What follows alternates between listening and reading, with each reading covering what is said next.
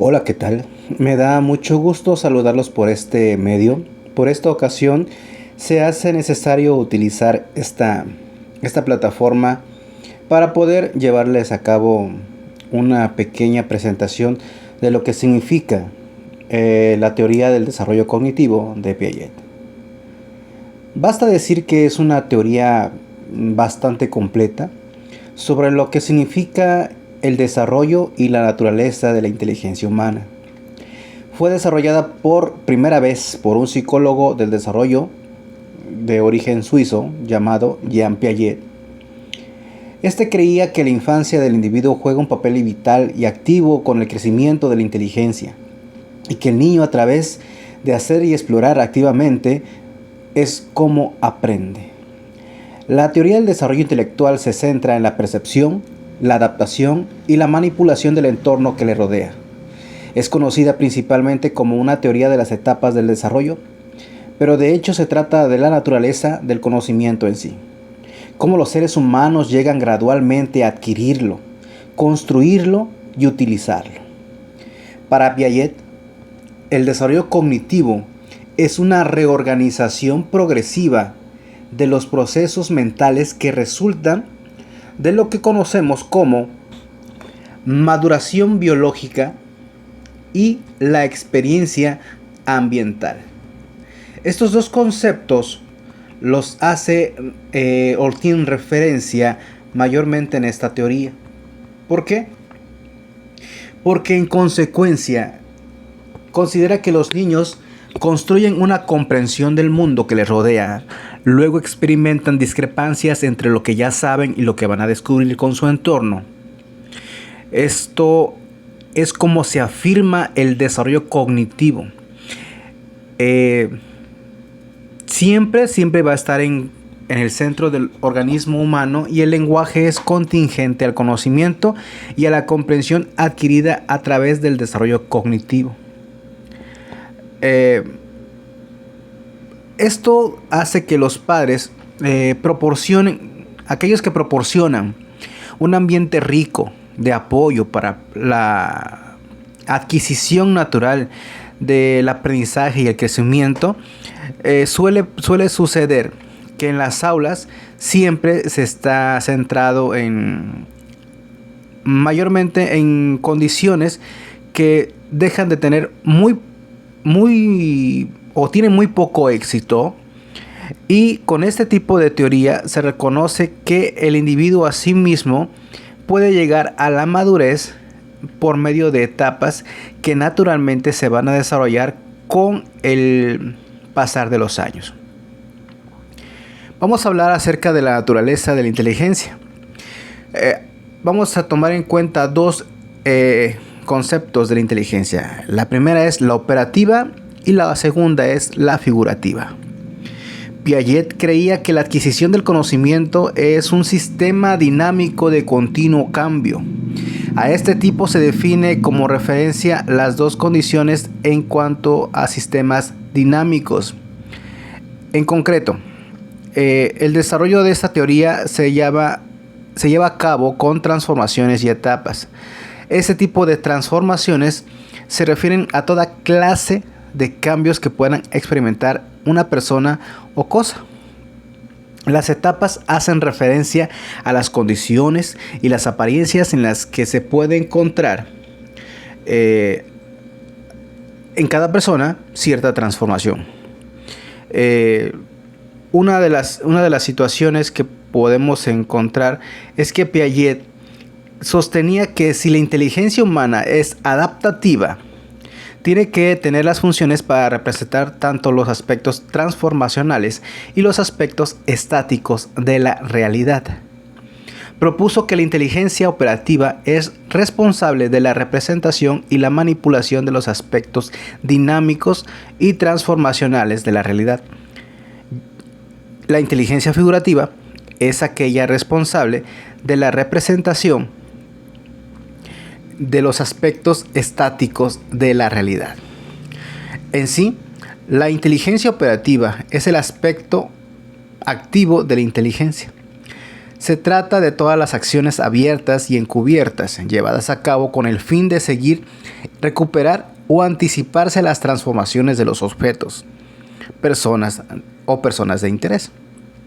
En cambio, la inteligencia figurativa es el aspecto más o menos estático de la inteligencia, involucrando todos los medios de representación que utilizan para mantener en mente los estadios o las formas sucesivas de cómo se aprende. Es decir, aquí se involucra la percepción, la imitación, las imágenes mentales, los dibujos y el lenguaje.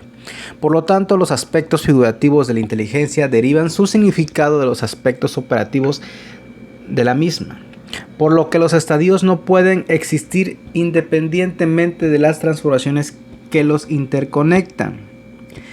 Piaget de alguna forma creía que los aspectos figurativos o la representación de la inteligencia están subordinadas a sus aspectos del tipo operativo y dinámico, y por lo tanto la comprensión que va a determinar cada individuo deriva esencialmente del aspecto operativo de la inteligencia, es decir, qué tanta práctica tenga el individuo para poder asimilar y acomodar su conocimiento, que es lo que vamos a hablar en unos momentos. En cualquier momento, la inteligencia operativa enmarca el mundo, y esto cambia si la comprensión no es exitosa. Quiere decir que si el aprendizaje no es el correcto dentro de lo que se aprendió, este se va a reformar. Por lo tanto, Piaget creía que este proceso de entendimiento y cambio involucra dos funciones básicas. Se llaman asimilación y acomodación. Vamos a entrar en materia en lo que respecta a la asimilación y la acomodación. Mediante su estudio de la esfera educativa, este señor se enfoca en dos procesos a los que llama asimilación y acomodación. La asimilación significa la integración de elementos externos en las estructuras de la vida o ambientes, o aquellos que podríamos tener a través de la experiencia. La asimilación, tal cual, es como los seres humanos perciben y adaptan la nueva información. Es decir, es un proceso de adecuar lo nuevo a los esquemas preexistentes que existen en la parte cognitiva. La asimilación, en la que se va a reinterpretar nuevas experiencias para poder adecuarlas y asimilar el aprendizaje antiguo. Esta se va a producir cuando los seres humanos se enfrenten a la información nueva o desconocida y hacen referencia a la información previamente aprendida con el fin de hacer sentido o tomarle sentido a la misma. Por el contrario, lo que significa acomodación es el proceso en el cual el individuo toma nueva información del entorno y altera los esquemas preexistentes con el fin de adecuar la nueva información. Esto ocurre cuando el esquema que conocemos como conocimiento existente no funciona y necesita ser cambiado para hacer frente a un nuevo objeto o situación. La acomodación es imperativa, ya que de alguna forma es como la gente va a seguir interpretando los nuevos conceptos, esquemas y referencias o marcos de referencia que existen en la sociedad. Piaget creía que el cerebro humano ha sido programado a través de la evolución para poder brindar equilibrio. Aquí influyen las estructuras de procesos internos y externos a través de lo que conocemos como asimilación y acomodación. La comprensión de este autor para esos dos conceptos tiene que ver con que no pueden existir una sin la otra. Las dos caras de esa moneda o de ese aspecto deben ser entendidos para poder asimilar un objeto en un esquema mental existente o preexistente. Primero hay que tener en cuenta y acomodar esas particularidades del objeto en cierta medida. ¿Para qué? Para poder reconocerlos. Ejemplo. Para reconocer, en este caso, asimilar una manzana como una manzana, primero hay que enfocar, acomodar. sobre el contorno de este objeto para que se pueda reconocer aproximadamente el peso, el tamaño y todas esas condiciones que nos permiten entender la realidad. Cuando esto está en equilibrio, se generan otro tipo de funciones en las cuales, por ejemplo, pueden conocer manzanas amarillas, manzanas verdes y manzanas rojas, y son el mismo objeto. Es ahí donde estos dos procesos hacen su trabajo. De ahí nos vamos a ir a esa parte que nos importa, que son las etapas de conocimiento o cómo se desarrolla el aspecto cognitivo mediante esta teoría. La primera de ellas es la etapa sensorio-motor, le llaman así, porque es la primera de las 4 etapas de desarrollo cognitivo que se extiende desde el nacimiento hasta que adquirimos el lenguaje. Esta etapa representa para los niños construir progresivamente el conocimiento y la comprensión de un mundo mediante la coordinación de experiencias como la vista y el oído, con la interacción física con objetos como agarrar, manipular, chupar, pisar. Los bebés adquieren el conocimiento del mundo de las acciones físicas que están realizando dentro de ella, y esto es una parte de lo mismo, el chupar, el morder, el gatear, todo esto tiene que ver con esos procesos de acción reflexiva que hace que tengamos en su momento una percepción de conocimiento simbólico hasta la finalidad o el inicio de otro estadio. Los niños aprenden que se separan del medio ambiente, tienen aspectos trazados de ese concepto, pero a pesar de que puedan estar al alcance del sentido de percepción para los individuos, para los niños, siempre hay un desarrollo permanente del objeto, y esto es un de los logros más importantes. ¿Por qué? Hemos de entender que la permanencia del objeto es la comprensión del niño de que los objetos siguen existiendo a pesar de que no pueden ser vistos ni oídos. El juego podemos encontrar el juego de las escondidas, o esconder una pelota bajo una sábana, etcétera, etcétera. Ellos van a entender en este procedimiento que existe la permanencia del objeto. No se va, simplemente pasa a estar en otro estado, ya sea el agua puede ser líquida o sólida, pero ellos deben entender ese procedimiento que sigue siendo la misma. Esta etapa tiene que ver con o inicia, mejor dicho, desde el nacimiento a los 2 años de edad. Conforme los niños van a comenzar a entender la información que van a percibir de los sentidos y la capacidad de interactuar con el mundo. Durante esta etapa los infantes aprenden a manipular objetos, aunque no se puedan entender que permanecen todavía o están dentro del alcance de sus sentidos. Puede ser que no los oigan, pero sí los vean, o sí los vean, pero no los oigan. Puede ser esa combinación. Es decir, que esto pueda desaparecer, pero que pueda existir simplemente donde está o donde lo dejaron. Y esto resulte atrayente y sorprendente. Esto es cuando los adultos juegan a esconder su cara tras las manos, atrás un cojín, y luego se destapan la cara para volver a aparecer. Este juego pareciera muy sencillo, pero contribuye a que aprendan que existe o que existe la permanencia del objeto. El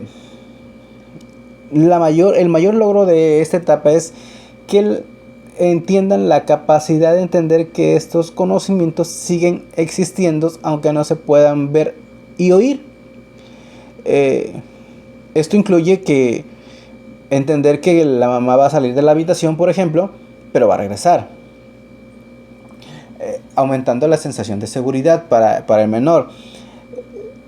Cuando esto se da, se mantiene o se crea una imagen mental, y esa imagen mental va creciendo sin ni siquiera percibirlo.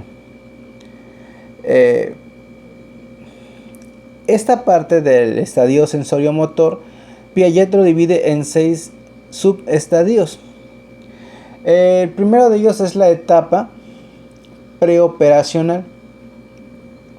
La segunda etapa de este tipo de operaciones inicia cuando el niño va a comenzar su aprendizaje del habla, alrededor de los 2 hasta los 7 años. Durante esta etapa previa a las operaciones de desarrollo cognitivo, se observa que los niños aún no entienden lógica concreta y no pueden manipular mentalmente la información.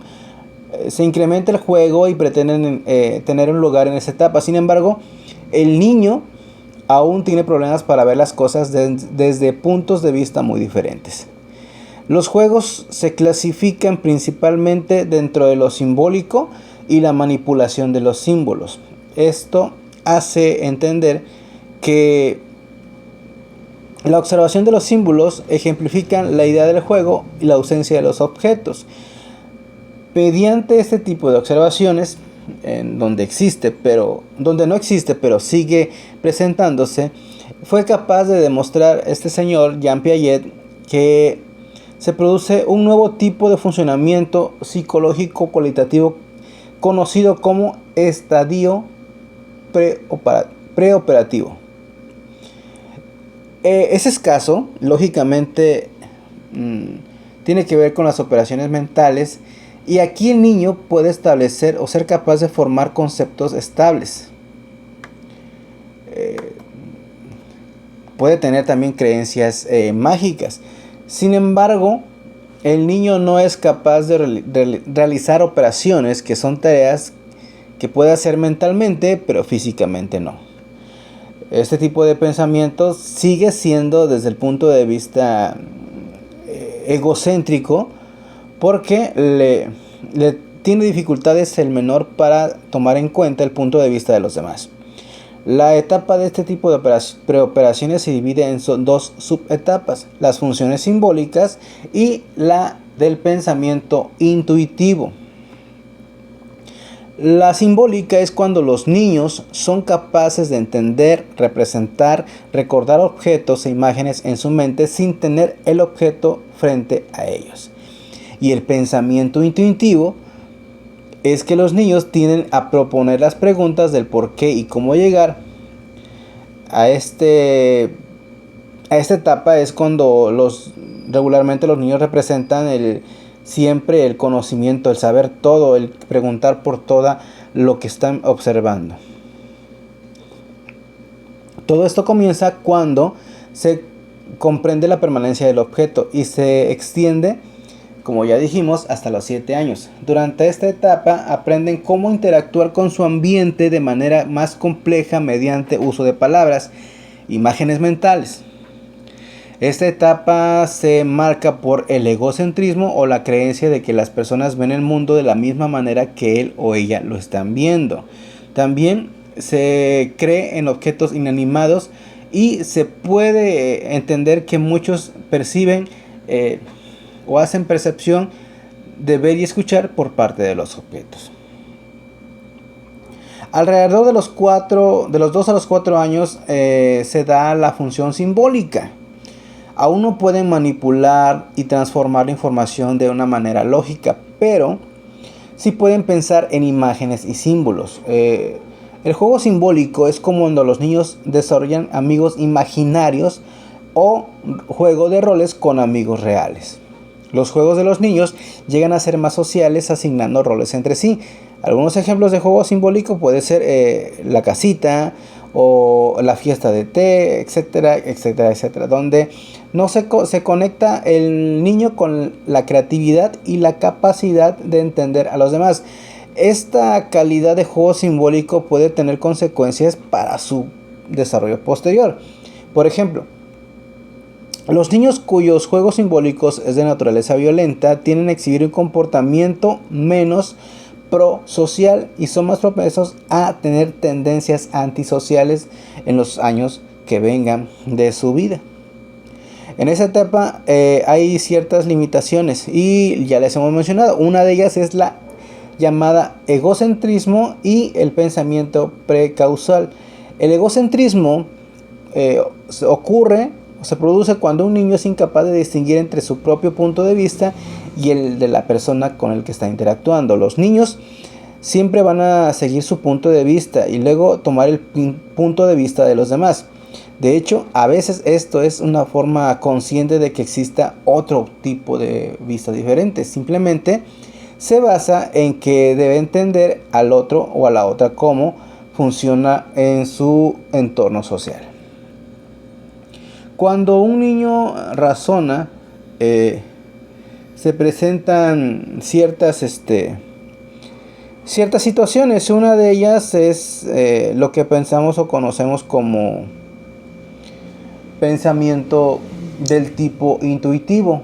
Tiene lugar alrededor de los 4 o 7 años. Los niños van a ser muy curiosos y hacer muchas preguntas, empezando a utilizar el razonamiento primitivo.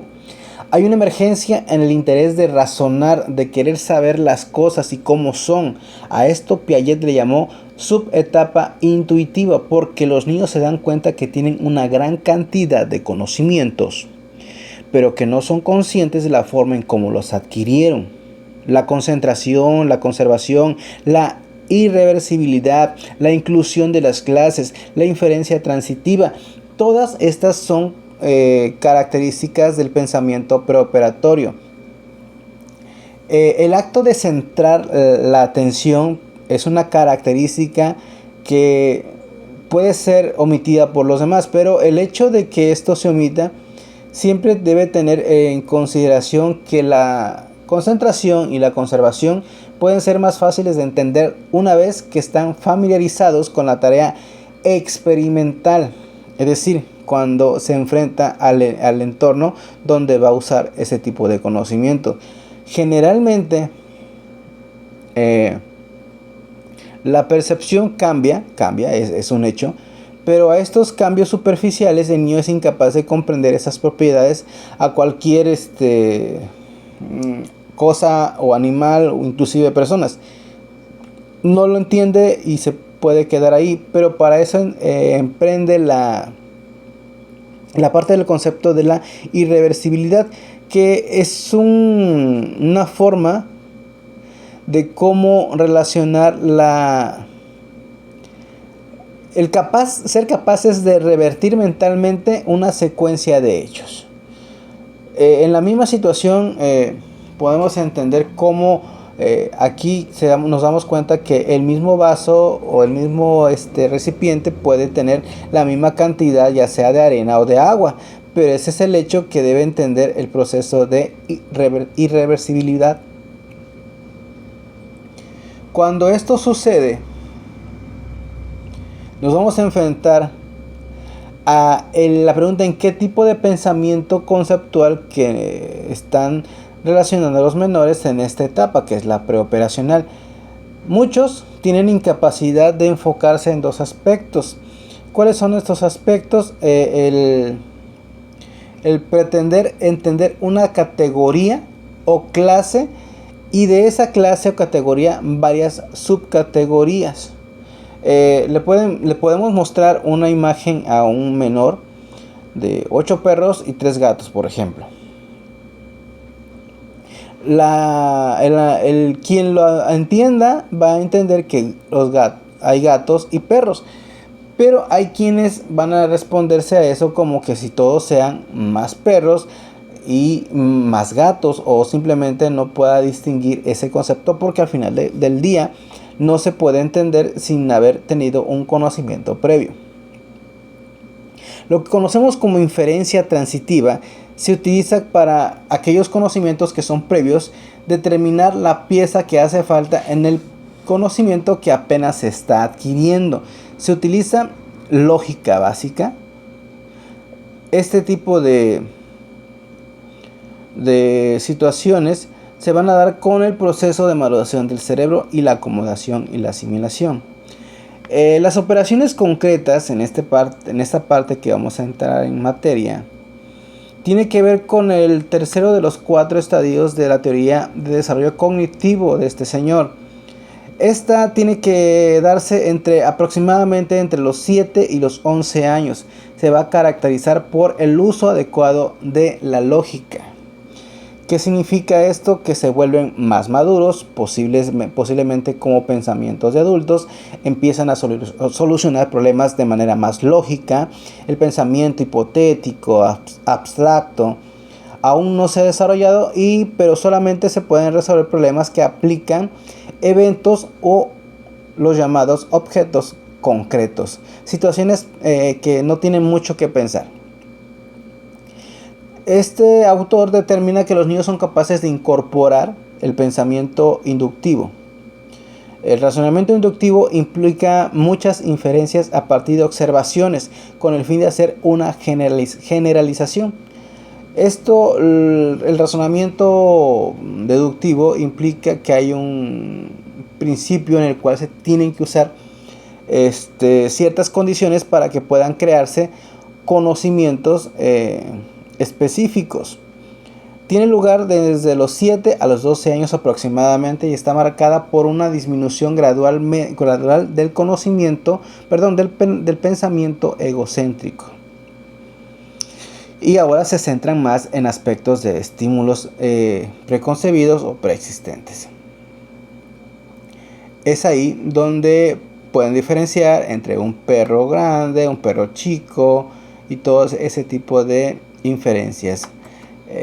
Pueden rescatar el concepto del dinero, puede aplicarse para una moneda, para billetes, etcétera, etcétera. Empieza el proceso de seriación, que es la capacidad de hacer una progresión lógica en los objetos, y se va a clasificar dentro de esa disposición de dos dimensiones de comprender la relación entre clases y subclases. Nos lleva a entender este procedimiento que tiene causas o sistemas de alguna forma que son muy importantes para esta situación de las operaciones concretas. El primero de ellos es la clasificación, la capacidad de nombrar e identificar conjuntos de objetos de acuerdo a la apariencia, tamaño u otras características, incluyendo la idea de que un conjunto de objetos puede incluir a otro que sea igual o parecido al mismo.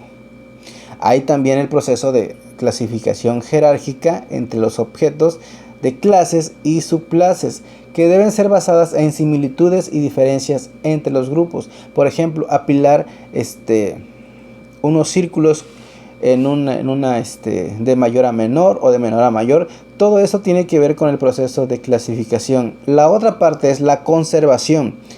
Se entiende que a pesar de que un objeto cambie de apariencia, aún sigue siendo el mismo en cantidad. Redistribuir este objeto no afecta la masa, el número o el volumen. Por ejemplo, es cuando una manzana puede ser partida en muchos cachitos, pero sigue siendo una manzana en esencia en cuanto a el proceso de peso. El descentramiento.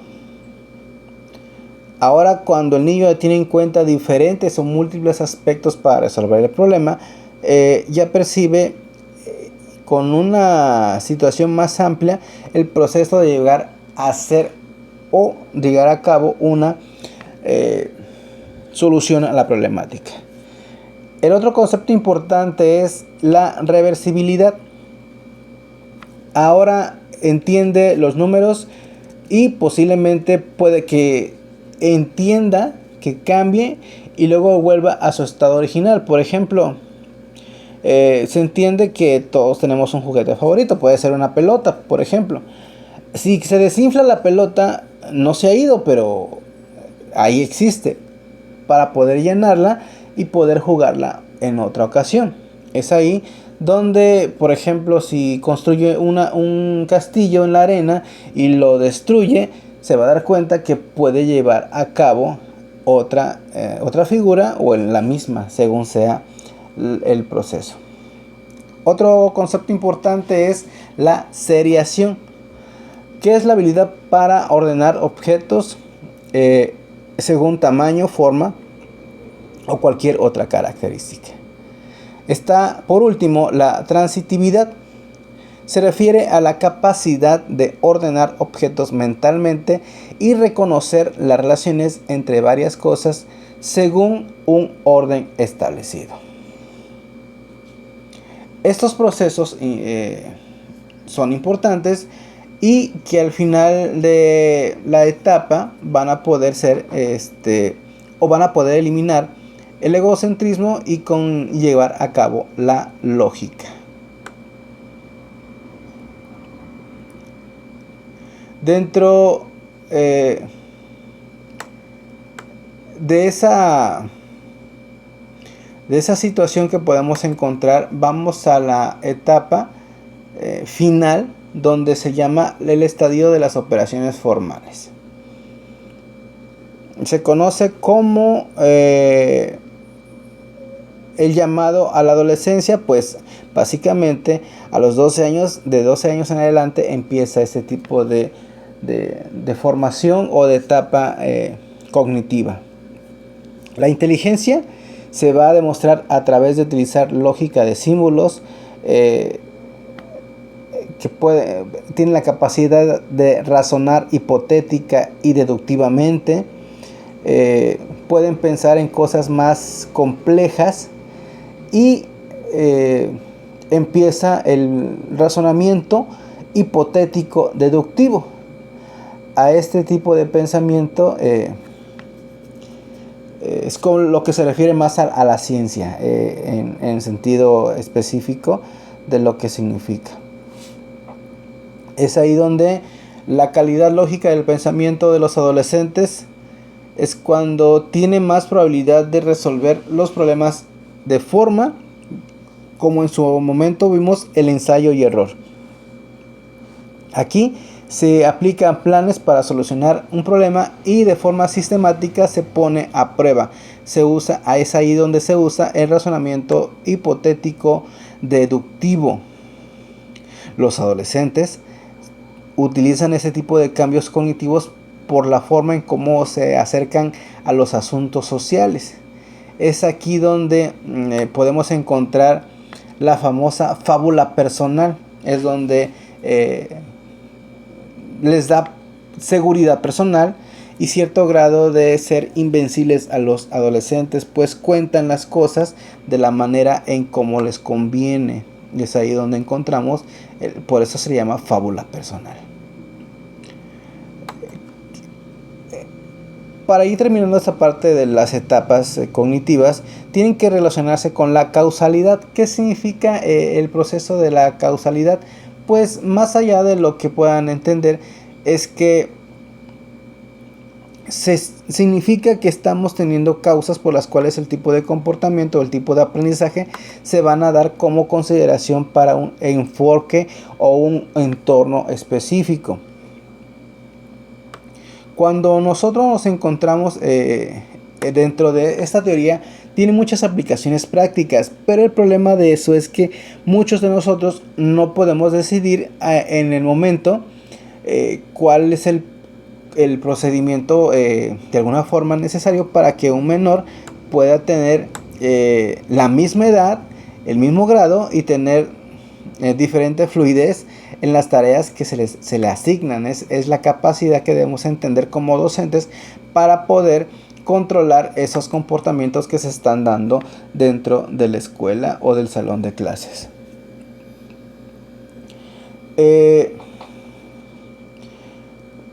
Siempre podemos entender que hay desafíos, y esos desafíos para estas etapas no siempre, vamos a ponerle el primer pero, no siempre se va a desarrollar o se progresa de forma o de manera como existe o como se predice en la teoría. Esto vamos a dejarlo a un lado. Esa no es una receta. Esto es un probable desarrollo cognitivo. Y es ahí donde debemos entender este tipo de desarrollo general.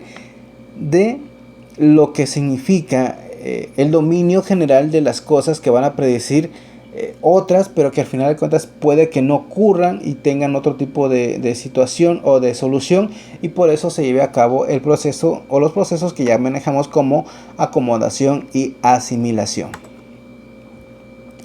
En gran medida estos aspectos de desarrollo cognitivo van a argumentar que en lugar de ser aprendizajes generales de dominio, los niños vienen equipados en aspectos específicos de dominio, y a veces que son solo denominadas con objetos o conocimientos básicos que permitan que estos tengan un cierto desarrollo en ciertos dominios, como el lenguaje, como la escritura, como la lectura, etcétera, etcétera, etcétera.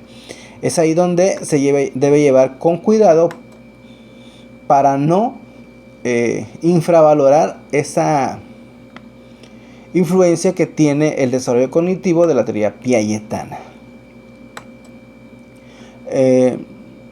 ¿Cómo podemos entender esta teoría? Que nos permita funcionar dentro de aspectos como los que conocemos, que ya dijimos que no existen y no van a tener consideración que tengan la obligación de cumplirse al pie de la letra todas estas etapas cognitivas. Es imposible encontrar perfección en una sola teoría que está siendo todavía estudiada. Es por eso que las edades de inicio o de comienzo y de término son extremadamente complejas como para dejarlas dichas como tal, ¿no?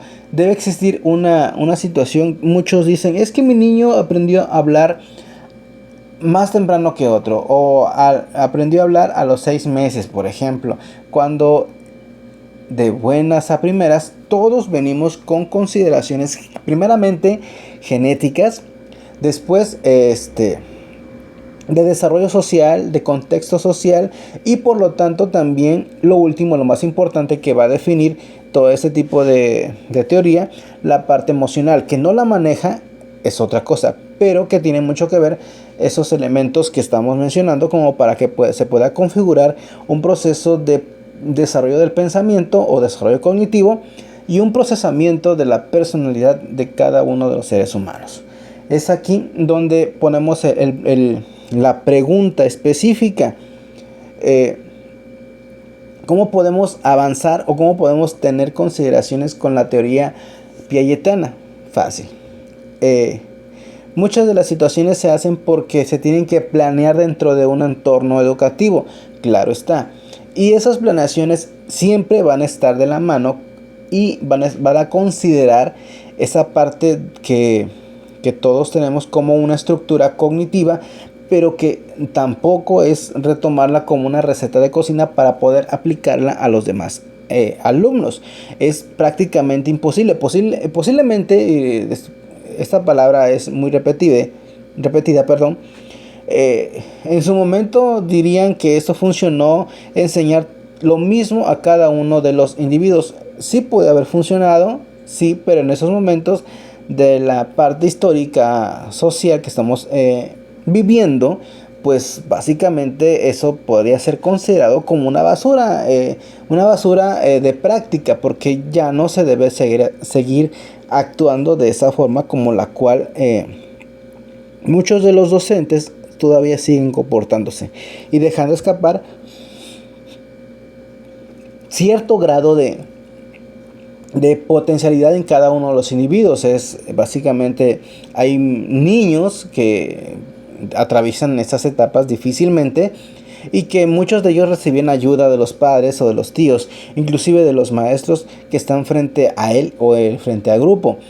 Es por eso, y muy importante, que pretendamos no establecer una receta de cocina con esta teoría. Puede darse, sí, pero es muy poco probable que entendamos esa parte y que podamos entender que esta teoría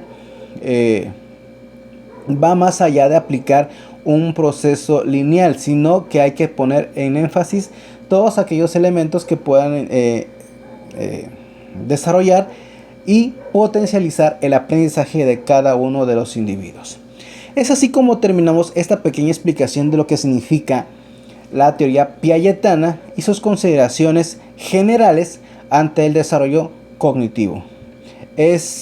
Cualquier duda, cualquier situación que puedan preguntar, pueden hacerlo en la plataforma que todos tenemos acceso dejar ahí su aportación o su pregunta, y por lo tanto también dar una explicación de lo que posiblemente no se haya entendido.